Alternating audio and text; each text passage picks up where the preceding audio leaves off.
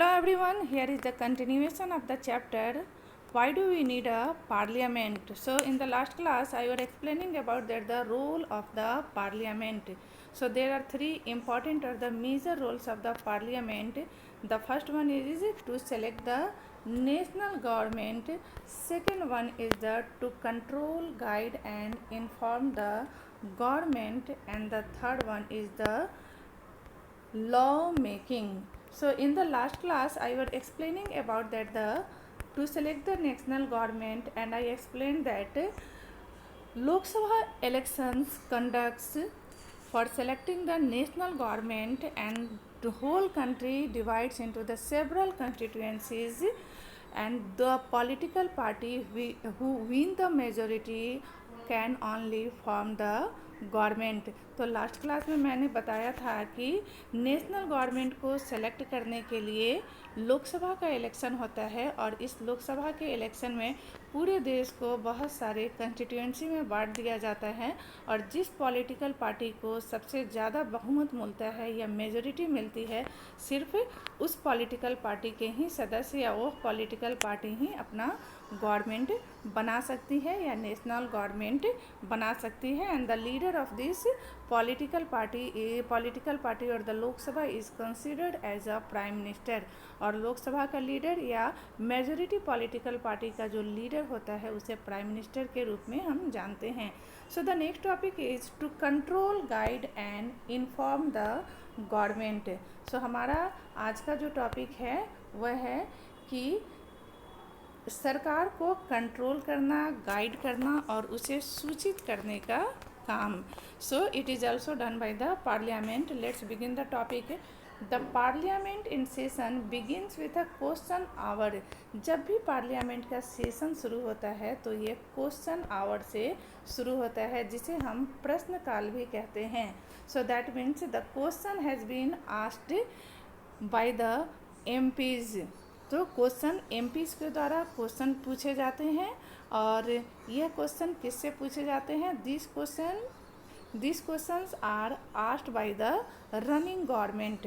So here the question hour is an important mechanism through which MPs can elicit information about the working of the government.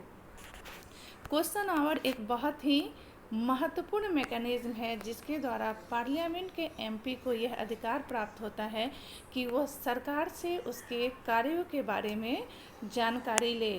This is a very important way through which the parliament controls the executive. और question our के द्वारा या सरकार से question पूछकर, प्रश्न पूछकर parliament जो है वह एग्जीक्यूटिव को या रनिंग गवर्नमेंट को कंट्रोल करने का कार्य करती है. By asking questions the government is alerted to its shortcomings. और क्वेश्चन पूछने से, प्रश्न पूछने से गवर्नमेंट को अपने कार्यों की खामियां के बारे में जानकारी होती है. And also comes to know the opinion of the people through their representatives in the parliament. और साथ ही साथ सरकार को जनता का ओपिनियन या मत जानने को मिलता है अपने रिप्रेजेंटेटिव्स के द्वारा, पार्लियामेंट के रिप्रेजेंटेटिव्स के द्वारा, जो कि जनता के द्वारा चुने जाते हैं. Actually red before that the representatives are elected by the people. So these representatives are the representative of the people and they work behalf of the people. जैसे कि हमने पहले पढ़ा था कि इन रिप्रेजेंटेटिव या लीडर्स को जनता चुनती है, इसलिए पार्लियामेंट में ये रिप्रेजेंटेटिव जनता के बिहाफ में काम करते हैं. तो जब ये रिप्रेजेंटेटिव सरकार से कोई भी क्वेश्चन पूछते हैं तो सरकार को अपनी खामियों की तो जानकारी होती ही है, साथ ही साथ यह भी जानकारी होती है कि जनता का मत क्या है. So asking question of the government is a crucial task for every MP. सरकार से क्वेश्चन करना या प्रश्न पूछना सभी एमपी का, मेंबर ऑफ पार्लियामेंट का एक महत्वपूर्ण और बहुत ही क्रूशियल कार्य है. The opposition party play a critical role in the healthy functioning of democracy. Firstly, you should know about that these questions are asked by the members of the opposition party. ये जो question सरकार के लिए पूछे जाते हैं यह opposition party के मेंबर से पूछते हैं या और these questions are also asked by the political party that doesn't belong to the majority party, या उन पॉलिटिकल पार्टी से ये क्वेश्चन पूछे जाते हैं जो कि मेजोरिटी पार्टी से बिलोंग नहीं करती है. So the opposition party play a crucial role in the healthy functioning of a democracy. So जब सरकार से एक अपोजिशन पार्टी इस तरह के प्रश्न करती है, जानकारियाँ प्राप्त करने की कोशिश करती हैं, तो इस तरह से अपोजिशन पार्टी या विरोधी पार्टी एक स्वस्थ डेमोक्रेसी, स्वस्थ प्रजातंत्र के निर्माण में बहुत ही महत्वपूर्ण भूमिका निभाती है. बिकॉज़ ये सरकार को हमेशा अलर्ट रखती है जिससे कि सरकार डिक्टेटर ना हो पाए और अपनी खामियों को वह जान पाए. They highlight drawbacks in various policies and programs of the government. Opposition party या विरोधी पार्टी जो होते हैं वो बहुत सरकार द्वारा चलाए जाने वाले बहुत सारे पॉलिसीज़ और प्रोग्राम्स के जो खामियां, जो त्रुटियां या जो उसके ड्रॉबैक होती है उसकी ओर ध्यान दिलाती है and mobilise popular support for their own policies.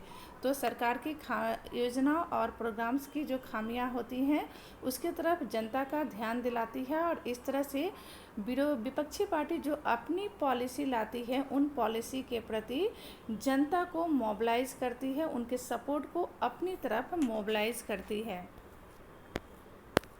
So the government gets valuable feedback and is kept on its toes by the questions asked by the MPs. So government को एक वैल्यूएबल फीडबैक मिलता है उन questions द्वारा जो कि MPs सरकार से पूछती है और इसके कारण सरकार अपने खामियों के प्रति सतत जागरूक रहती है, चौकस रहती है. In addition, in all matters dealing with finances, the Parliament's approval is crucial for the government. Especially finance के सभी मैटर में पार्लियामेंट का अप्रूवल सरकार के लिए बहुत ही ज़रूरी होता है. अगर फिनांस के मैटर पर पार्लियामेंट का समर्थन सरकार को न हो तो इसका पास होना संभव नहीं हो पाता. This is one of the several ways in which the Parliament controls, guides and informs the government. यह उन सभी तरीकों में से एक तरीका है. किस तरीके के बारे में मैं बात कर रही हूँ कि फिनांस पर पार्लियामेंट के मेजॉरिटी का सहमत होना, इस पर ये जो है ये उन सभी तरीकों में से एक तरीका है जिससे कि पार्लियामेंट सरकार को, गवर्नमेंट को कंट्रोल करती है, गाइड करती है और इन्फॉर्म या सूचित करती है. The MPs and representative of the people have a central role in controlling, guiding and informing parliament. तो MPs जो होते हैं वो जनता के रिप्रेजेंटेटिव के रूप में पार्लियामेंट रिप्रेजेंटेटिव के रूप में एक बहुत ही इम्पॉर्टेंट या बहुत ही सेंट्रल रोल का निर्वाह करते हैं पार्लियामेंट को या सरकार को गाइड करने के लिए, कंट्रोल करने के लिए और इन्फॉर्म करने में. So this is a key aspect of functioning of Indian democracy. So सरकार से सवाल पूछना, उसे नियंत्रित रखना, उसे सूचित करना, to control, guide and inform the government is a key aspect of the functioning of Indian democracy. ये सभी इंडियन डेमोक्रेसी के आधारभूत या मूलभूत तत्व है. सो हियर हम लोग यहाँ पर देखेंगे, here we should know about that the what are the question that is asked by the government. वो कौन से क्वेश्चन है जो कि गवर्नमेंट से पूछे जाते हैं, that is asked by the opposition to the government, जो कि गवर्नमेंट से पूछे जाते हैं अपोजिशन द्वारा. सो यहाँ हम देख सकते हैं will the minister of women and child development, यहाँ this question it is asked by the opposition party.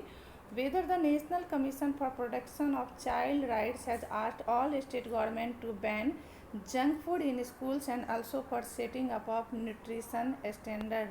तो यहाँ सरकार से ये क्वेश्चन पूछा जाता है कि क्या नेशनल कमीशन जो बनाया गया है NCPCR commission for protection of children rights से क्वेश्चन किया गया है कि क्या जंक फूड को सभी स्कूलों में बैन कर दिया गया है, क्योंकि बच्चों के लिए जो है न्यूट्रिशियस फूड ज़्यादा ज़रूरी है उसका। So here if so the details, therefore सरकार से ये पूछा जाता है कि अगर ऐसा किया गया है तो इसका डिटेल देने के लिए, और इसके साथ ही साथ जब भी इस तरह के क्वेश्चन पूछे जाते हैं, यहाँ देख सकते हैं if so the details there of whether the union government has ensured the compliance of the above standard the states and if so the details there of, और ऐसा किया जाता है तो इसके डिटेल्स। सो यहाँ answer, the answer is given by the running government और by the minister of the running government. यहाँ रनिंग गवर्नमेंट के जो मिनिस्टर होते हैं जिससे रिलेटेड क्वेश्चन होता है वो उसका जवाब देते हैं। यहाँ हम देख सकते हैं कि ये मिनिस्टर के द्वारा जवाब दिया गया है। A letter was issued to the state by National Commission for Protection Child। सो यहाँ यह बताया गया है कि एक national commission for protection NCPCR के लिए एक लेटर इशूड किया गया है to consider providing guidelines to school, जो कि स्कूल को यह गाइडलाइन देगी कि to create a school nutritious policy, कि स्कूल में एक न्यूट्रिशन पॉलिसी को क्रिएट करने के लिए जिससे कि जंक फूड, बच्चों द्वारा खाए जाने वाले जंक फूड और स्कूल में जंक फूड का यूज़ नहीं किया जाए, बच्चों का सेहत के हिसाब से उनको न्यूट्रिशियस फूड दिया जाए। So the third important function of the parliament is the law making. जो पार्लियामेंट का जो तीसरा महत्वपूर्ण कार्य है वह है law making. So in the next chapter we have to read about that the law making, but in the beginning of the chapter I was explain that the Lok Sabha and the Raj Sabha both play an important role to law making। जैसे कि chapter के beginning में हमने पढ़ा था कि राज्यसभा और लोकसभा का एक बहुत ही महत्वपूर्ण भूमिका होती है लॉ बनाने में। As we read before that the any bill becomes the law after the approval of the Lok Sabha and Rajya Sabha and at last with the signing or with the approval of the president। कोई भी bill तभी law बन सकता है, तभी कानून बन सकता है जबकि ये लोकसभा और राज्यसभा दोनों से पास हो जाए, और उन दोनों से पास होने के बाद प्रेसिडेंट का इस पर अप्रूवल होना और उनका सिग्नेचर होना ज़रूरी है। In that case any bill becomes law, और इसी स्थिति में कोई भी बिल लॉ बन सकता है। So thanks for watching my video, and in the next class I will explain about that the who are the people in parliament.